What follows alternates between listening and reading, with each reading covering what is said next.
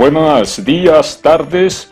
Este es un tutorial, un taller para desarrollo de una tutela aplicada a las necesidades de los papás inscritos en la Fundación Padres por Siempre. Este es el taller que se llevó a efecto el día sábado 19 de mayo de 2018. En primera instancia vamos a ver una agenda que vamos a realizar, donde tendremos de manera general una introducción, presentaremos un modelo de tutela, las partes que la componen, la inclusión de jurisprudencia de las altas cortes, un ejemplo práctico basado en el documento base, las instrucciones para hacer la construcción del documento y finalmente la importancia de la solicitud y las medidas cautelares que se incluyan dentro del escrito de tutela. Como introducción podemos decir que la tutela es una herramienta que se instituyó de acuerdo a la Constitución del 91 en Colombia.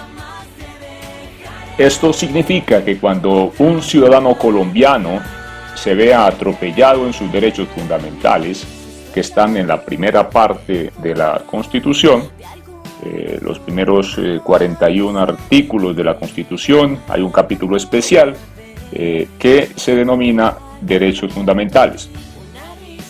Y si siente que está siendo atropellado, lo cual se da con mucha frecuencia en nuestro medio, porque pues hay una costumbre social y un hábito jurídico que es anacrónico con la realidad que estamos viviendo, pues no hay más remedio que presentar una acción de tutela frente a los jueces competentes para que de manera inmediata se respeten los derechos fundamentales que hayan sido atropellados.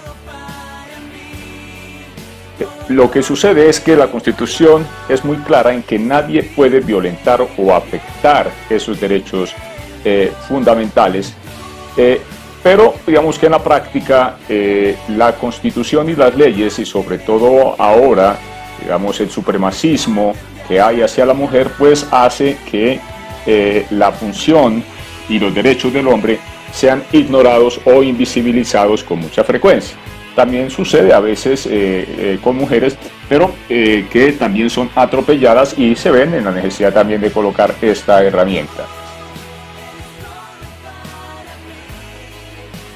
Bueno, entonces la idea es que para generar una mayor credibilidad hacia la institucionalidad, se generó esta herramienta que es un proceso ágil, preferente y breve, que hace que la justicia actúe, inclusive llegue hasta las altas cortes. Efectivamente, la tutela tiene en primera instancia el pronunciamiento de un primer juez. Si el afectado, el accionante, no está de acuerdo con esa decisión, pues entonces tiene el derecho a impugnar, así se llama jurídicamente, impugnar ese primer fallo, lo cual quiere decir que va a el superior inmediato en jerarquía a ese primer juez. Si aún en segunda instancia el afectado sigue convencido de que sus derechos están afectados, él puede utilizar el momento que se llama de eventual revisión. Sucede que hay un tiempo que es muy corto también, en el cual todas las tutelas que hayan sido falladas tienen que ir a una eventual revisión de la Corte Constitucional. Entonces es un momento para que el afectado, el accionante, pueda interponer también una solicitud ante la Corte Constitucional o basarse en alguna institución de derechos fundamentales para que le apoye en la presentación de una solicitud de eventual revisión.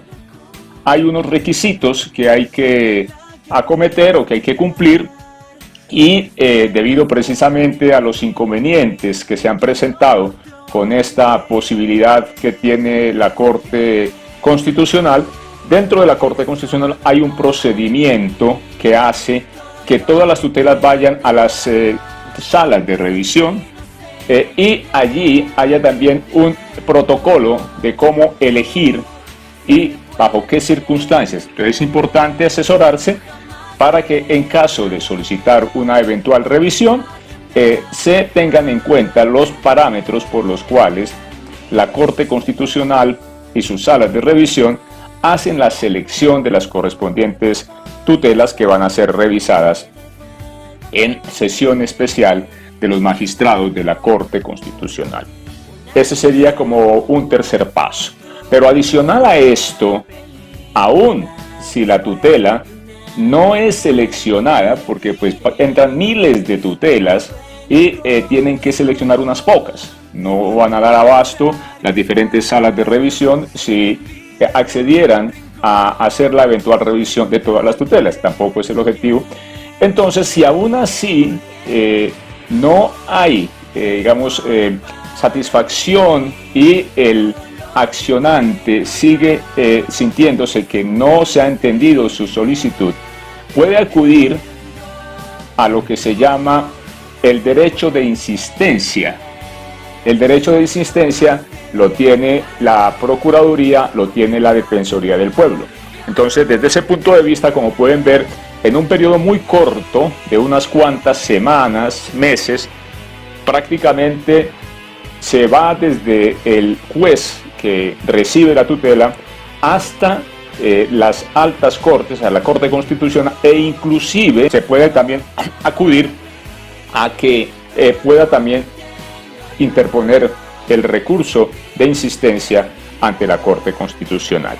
Ahora, que interponga el recurso de insistencia lo a favor del accionante y que la Corte Constitucional acceda a hacer o a escuchar ese recurso de insistencia, pues también hay algunos parámetros que sigue la Corte Constitucional porque es autónoma en las decisiones que toma. Para mayor detalle de esta parte, en la parte de abajo de este video va a quedar entonces la dirección en la cual ustedes van a poder encontrar un poco más del detalle de en lo que consiste la tutela. Un modelo de tutela. Entonces, un modelo de tutela lo vamos a presentar. También va a quedar el link, el enlace hacia donde lo pueden descargar. Existen varios modelos, pero en forma general hay unas partes constitutivas que es en cierta manera el protocolo que rige en la rama judicial y que tiene su razón de ser, porque es muy lógico, porque permite también al magistrado o a los, jueces o auxiliares o sustanciadores de los jueces acceder muy rápidamente al tipo de información que ellos están requiriendo. Tenemos que tener en cuenta que aquí no va a haber una interacción directa ni un vínculo de persona a persona con quien está tomando la decisión. Entonces, muy importante que la información quede encapsulada dentro de la tutela que se presente y quede también lógicamente organizada para facilidad de tomar la decisión de parte del fallador, del juez, del sustanciador, del secretario, del auxiliar del magistrado, al final también para que pues, las personas que nos vayan a ayudar en los eventuales procesos o momentos de eventual revisión el derecho a la insistencia, el recurso de insistencia, pues también tengan claridad en unos cuantos minutos de entender todo lo que se está diciendo. Aquí es muy importante aprender a manejar y a ser muy concretos en el manejo tanto del texto como de las correspondientes anexos y pruebas. ¿Qué es lo que tiene entonces en forma general una tutela? Pues tiene que tener sí o sí el encabezado, donde aparece pues obviamente identificada las personas que están involucradas, el accionante, el accionado, identificación clara de lo que se está pretendiendo, ¿cierto? También de cuál es la persona que está interponiendo el recurso, la identificación de los actores, los hechos. Muy importante esta parte porque también hace un encuadre en qué es lo que se está solicitando y de dónde es que surge el inconveniente en derecho, ¿sí? Y qué es lo que más adelante entonces se tiene que colocar, lo que son los derechos fundamentales vulnerados y también los fundamentos de derecho. O sea, fundamentos de derecho es de alguna manera qué otros jurisprudencia puede estar siendo referida al caso concreto que se está trabajando o que se está solicitando haya un pronunciamiento. ¿Cuál es la petición concreta? Aquí es muy importante porque si la tutela se pone para que me den un informe, porque no me están dando el informe, pues lo que se le está solicitando al fallador es que ordene que me den el informe. Entonces, pero si lo que yo en realidad estoy solicitando, ¿cierto?, es el restablecimiento del derecho de mi menor hijo o hija a tener acceso a la salud por un problema o por el derecho fundamental a la salud y a la vida, pues entonces lo que hay que solicitar es que se ordene a la persona que no está cumpliendo con ese derecho que lo cumpla porque está poniendo en riesgo la salud y la vida del menor. ¿Me explico? Entonces, todo este esquema es necesario también plantearlo desde el principio, cuál es el objetivo máximo que me permite a mí la acción de tutela y no irme por lo mínimo, porque pues en realidad va a ser un desgaste para nosotros, para el accionante, como también para toda la rama judicial, para finalmente llegar a, digamos, un objetivo, una petición menos que modesta. Entonces, muy importante también, tampoco se puede exagerar, porque podríamos estar solicitando elementos o derechos que exceden el marco de pronto de las pretensiones que nosotros tenemos. Hay que colocar las pruebas, muy importante también estructurar cuáles son las pruebas que se están colocando para que el que vaya a tomar la decisión tenga en ese documento todo lo necesario para que no se vaya a equivocar. Acuérdese que hay un derecho fundamental que es la presunción de inocencia. Entonces, basado en este derecho fundamental de la presunción de inocencia, el que vaya a tomar la decisión tiene que tener muy en cuenta que no está violando el derecho de la presunción de inocencia del accionado. Por eso es muy importante que las pruebas sean consistentes, sean jurídicamente válidas y que permitan al fallador tomar una decisión también sin ir a violentar derechos fundamentales de la contraparte. Es importante entonces también colocar las notificaciones, no olvidar la firma y los anexos, que normalmente los anexos hacen referencia a las pruebas que se han enumerado previamente. Muy importante entonces también dentro de los fundamentos en derecho, revisar por Google, ¿cierto? Muchas veces se puede con las palabras claves, ¿sí? Derecho a la salud y la vida, derecho a la educación, derecho a la familia, ¿sí? Derecho al amor a la familia, ¿sí? Todos estos términos son, digamos, etiquetas, ¿cierto?, que nos permiten a nosotros hallar, por ejemplo, en la jurisprudencia de la Corte Constitucional, cuáles documentos previamente hayan sido también emitidos por la Corte Constitucional sobre los temas que nosotros estamos tratando, ¿sí? Custodia, por ejemplo, custodia monoparental, ¿sí? Muy importante porque si ya han habido fallos, pues se considera que ya la Corte Constitucional se pronunció al respecto.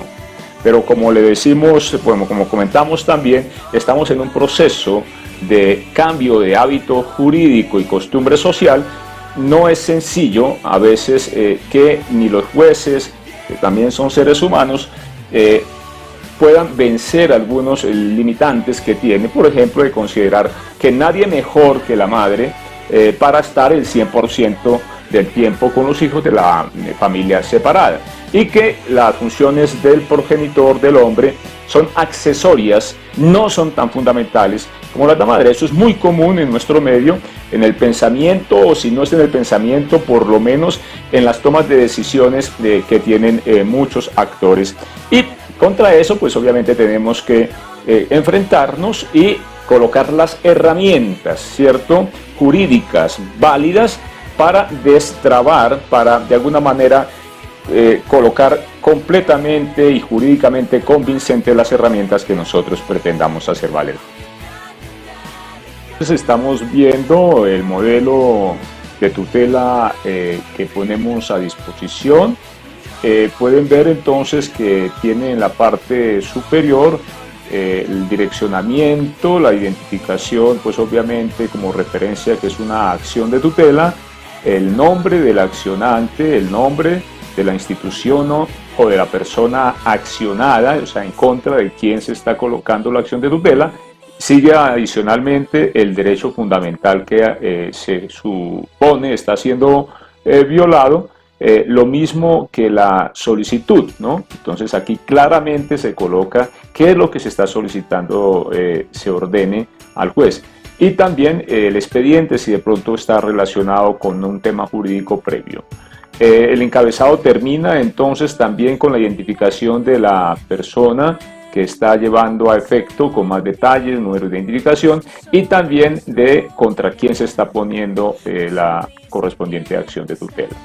Viene acá la parte entonces de los hechos, donde hay un recuento enumerado, cronológico, organizado, donde se le comenta a esa tercera persona que no vamos a saber quién es, qué es lo que ha sucedido y en qué manera se desarrollaron los hechos, de tal manera que tenga claridad el relato nuestro de dónde y por dónde y para dónde sí fue que hubo una violación a el derecho fundamental que estamos invocando en la correspondiente acción de tutela. Todo esto, digamos, un poco, digamos, largo, pero bueno, en este caso fueron alrededor de más de 20. Podemos ver acá diferentes eventos que se enumeran, 27 en total, donde se comenta qué fue lo que sucedió a ese fallador para que pueda tomar una decisión en derecho. ¿Cuáles son los fundamentos de derecho? Entonces aquí habla de artículo 29, el derecho al debido proceso, artículo 29 de la Constitución Política de Colombia, lo mismo que algunas sentencias que también dan la suficiente autoridad a la persona que va a tomar el fallo para que pueda realmente decir. Bueno, aquí muy importante también encontrar en esta parte de los derechos, de fundamentos de derecho, que hayan sentencias de la Corte Constitucional en lo posible que ya hayan fallado a favor, digamos, de casos como el nuestro y donde se pueda ver que efectivamente en las acciones que nosotros estamos solicitando ha habido una vulneración de los derechos sobre los cuales en principio ya se pudo haber también pronunciado la Corte Constitucional. Los derechos vulnerados, de nuevo, un detalle de cuáles son los derechos y la petición, digamos, ya más sustentada de qué es lo que se está solicitando. Este tema es un juramento que se tiene que hacer, es parte de lo que dice el decreto que reglamentó la acción de tutela, el decreto 2591 del 91, donde tiene uno que decir que no ha colocado otras tutelas por los mismos hechos. Y las pruebas, donde aparecen las pruebas que se anexan al documento y las notificaciones del accionante, de la entidad en este caso accionada, y muy importante la firma. Con esto entonces tenemos un modelo que puede servir, también como decía previamente queda el enlace para que ustedes lo puedan bajar.